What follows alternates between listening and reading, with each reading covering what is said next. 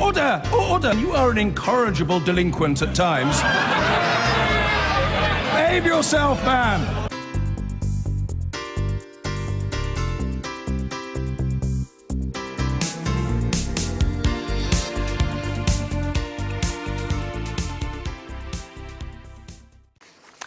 Now, thousands of people have marched through London to Parliament today in a show of anger over the government's spending cuts.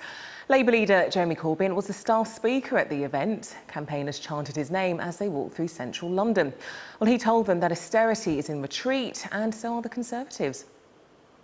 What this election campaign, this anti-austerity movement, this current mood in British politics has done is unleashed the ideas and the imagination, unleashed that day-to-day conversation on every street corner, every cafe and every pub of how differently this country could be run.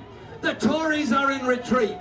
Austerity is in retreat. The economic arguments of austerity are in retreat. It's those of social justice, of unity, of people coming together to oppose racism and all those that would divide us that are the ones that are moving forward. Well, our correspondent Adele Robinson is at the protest in Parliament Square. And Adele, this obviously comes off the back of the government rejecting that 1% cap for public sector workers. But today, Jeremy Corbyn and thousands of others still trying to put pressure on Theresa May. Yeah, that's right. Just 2 days after Labour's bid was defeated in Parliament. And Jeremy Corbyn very much riding his wave of popularity here. Around an hour ago, he delivered a speech, some of which you've just heard, and he was welcomed with applause and chanting. In fact, I even saw a banner which showed Jeremy Corbyn riding a unicorn under a rainbow. So that really symbolises his popularity among the people who got involved in the protest here today. I have a couple of them with me, Lydia and Jay, who've come all the way from Rill. You came a long way. Why was it so important to you, Lydia? Well, we're always politically active. We travel when we can. We got here under our own steam today on a minibus, and it's very important to us to support the anti-austerity message. We want to protect our public services, protect the NHS, and another massive theme of the day, obviously, is justice for Grenfell. Safe social housing it is a right and not a privilege. So all of these messages, as well as stop the war, which is another thing that's close to my heart. That's what we're here for today. Okay. And Jay, you mentioned to me earlier about the place that you're from in Wales and how people there are feeling the effects of austerity. Yeah, that's one of the reasons I come, because you know the austerity agenda that the government's pushed out for the last 7 years. Real where we're from is already a poor town, and obviously in the city areas like Liverpool, where I'm originally from. But they've been decimated by the cuts to the services, jobs being casualised, people on 0-hour contracts, benefits getting cut. Like in our town, in our small town of 20,000 people, we obtained, there was 36 people getting the benefit stop every week for sanctions, disability, people on disability benefits, things like that, people on the lowest rung, the ladder. So I wanted to come here today to protest against that, and just to say, just because you've got an own parliament there, that's not a mandate to keep shafting working people and poorer people of this country. And both of you, when Jeremy Corbyn arrived, it was like seeing a rally during the general election campaign period, when he would turn up to rallies to chants and applause. Is he very much speaking to your heart at the moment on the back of the anti-austerity message? His popularity has grown in the last few months, and that's undoubtedly. Definitely, yeah. He's just speaking to us what we see. It's speaking sense, and it's speaking about fairness. It's nothing crazy. It gets put forward that it's crazy, and it's it's fanciful, and it's a magic money tree and all that. But there's always money there when the government want to do certain things. Like there's no money for the pay rise for nurses, but there is for the DUP all of a sudden. Yeah. Or there's 200 billion to make some nuclear weapons, to keep in NATO and keep with the Americans and all that. But there's no money to keep a library open. That's too expensive. And, you know, and all this time they've been pushing that agenda forward. The national debt's nearly trebled to £2 trillion. You know, so what all Corbyn's doing, as far as we can see, he's just saying, can't we spread things a bit more fairly? He's not trying to go communist or not in the way it's getting portrayed. A lot of the things he's saying are like mainstream in Germany and a lot of other European countries, and we just, you know, the way he's doing it, it's speaking from the heart. He's been doing it for 30 years, you know, the same message, and people know he means it. So that's why I think people are so excited about it and get so enthused by him saying it rather than someone else, you know. That's certainly evident. Thank you very much, both of you. Sorry we haven't got more time to speak to you. So they both, all the way from really sum up the mood here today, how people are feeling, and that message of anti-austerity. As you can see behind me, people are dispersing, but it's been a celebratory mood all day with that message, which has been hashtagged all over social media. Not one day more, and that's with regards to austerity. People here have been showing a united front. OK, Adele at Parliament Square, thanks very much. Now, Theresa May's most senior minister has said there needs to be a national conversation about tuition fees in England. Damian Green hinted that the government was willing to consider changes to the system and suggested that higher taxes on working people could be one answer. Well, our political correspondent, Lewis Goodall, is in Westminster for us tonight. And Lewis, you might wonder whether this is something that should have been mentioned during the election campaign. But what exactly is Damian Green saying when he says we should have a national conversation about tuition fees?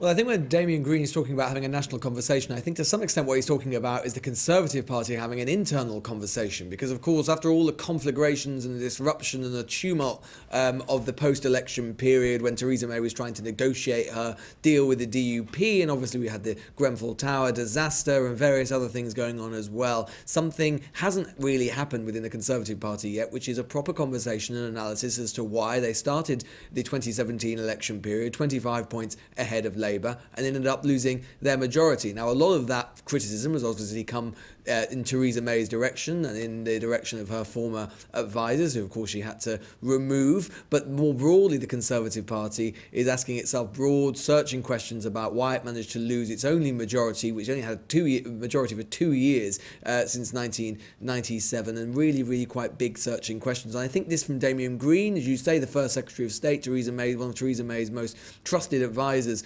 in politics, is a first opening gambit, sort of letting out his stall as to why he thinks the election was lost, saying effectively that it wasn't because there was too much modernisation in the Conservative Party, but that it was going backwards, that you need a new type of conservatism to win over a new type of electorate, a younger electorate, all of these young people voting. He's saying that the reason that the Conservatives lost in the election is because Labour had a 30-point gap amongst the youngest voters. And I think even more concerning for the Conservatives is not even so much the really young voters who you would expect perhaps to favour Labour, but when you even look into the quite upper echelons of the age group, so when you go into 35 to 44-year-olds, for example, favouring Labour, a big swing to Labour by a huge margin, probably motivated around issues of housing and wages and so on. And this is essentially Damian Green saying, look, we need what he calls a new city conservatism to try and win back some of these voters. I think it's a conversation that, although we're not now expecting a leadership election over the coming months, it's a conversation that different cabinet ministers will be having, each setting out their stalls. I imagine we might be hearing similar themes from people like David Davis and Boris Johnson over the summer, essentially clearing the way for the leadership election that we all expect to come at some point over the next 18 months or so. OK, Lewis, thanks very much. Well, Justice for Grenfell campaigners were among the thousands of people who marched through central London on an anti-austerity protest today against the government's economic policies. The Labour leader, Jeremy Corbyn, condemned the Conservatives for voting against a move to lift the public sector pay cap, accusing ministers of utter hypocrisy. James Blake reports.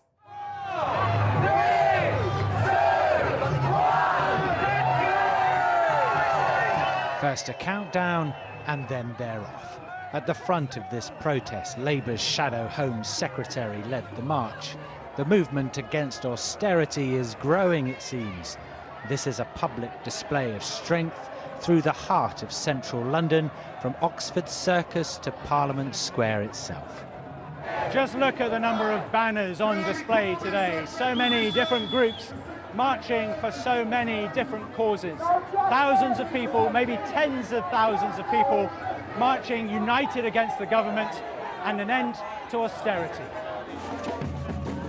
From around the country they came, young, old, socialists, Marxists, anarchists, union members, teachers, students, refugees, nurses, even a collective of strippers. Power!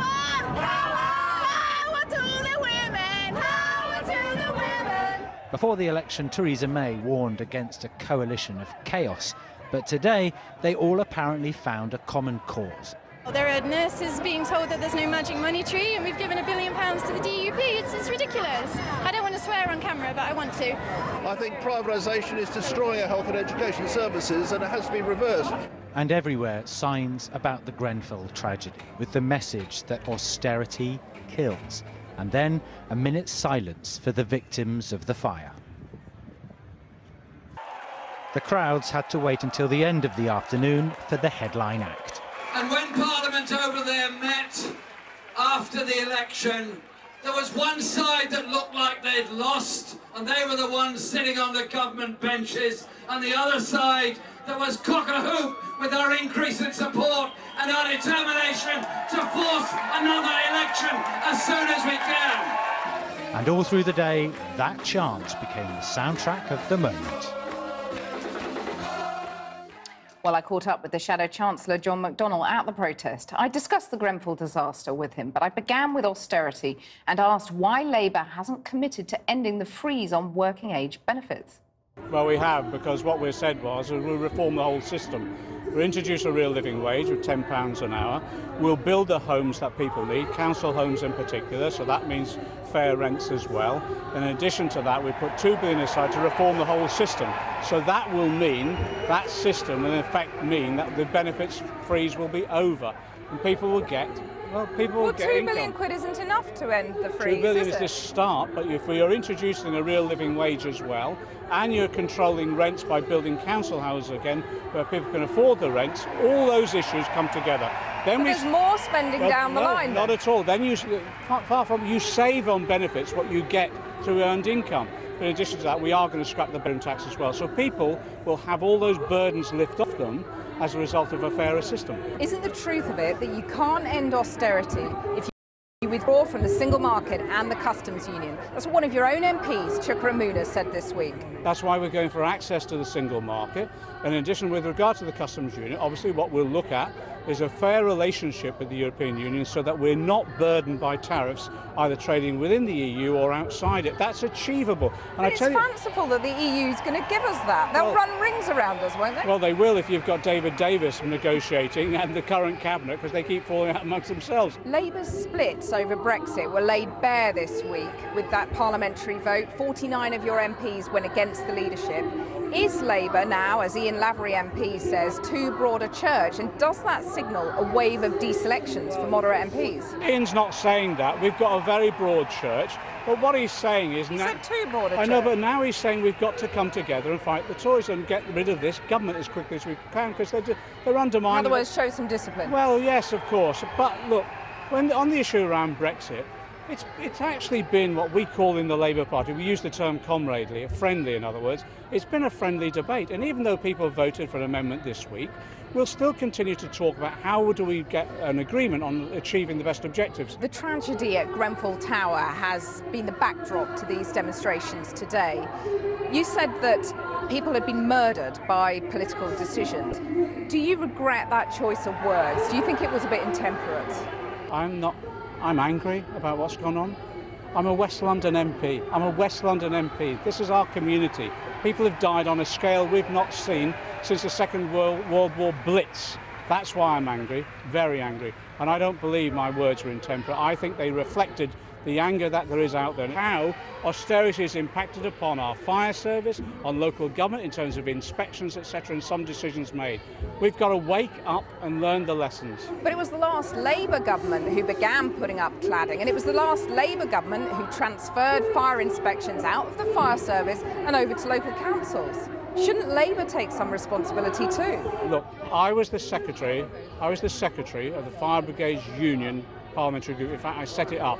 I raised the issue of sprinklers back in 2004 and consistently throughout the years have supported the FBU in their demands for real safety. The last Labour government didn't listen to you. Everybody's got to learn the lessons from this. Including the last Labour government. Everybody's got to learn the lessons from this, but I tell you this, when the South London fire took place, the coroner's recommendations were very clear, and I'm angry they weren't acted upon. John McDonald, thank you very much. Thank you. The Conservative Party needs to modernise to win back young metropolitan voters, according to Theresa May's most senior minister. Damian Green told a meeting of the Conservative think tank Bright Blue in central London that the party needed to think hard, work hard and change hard.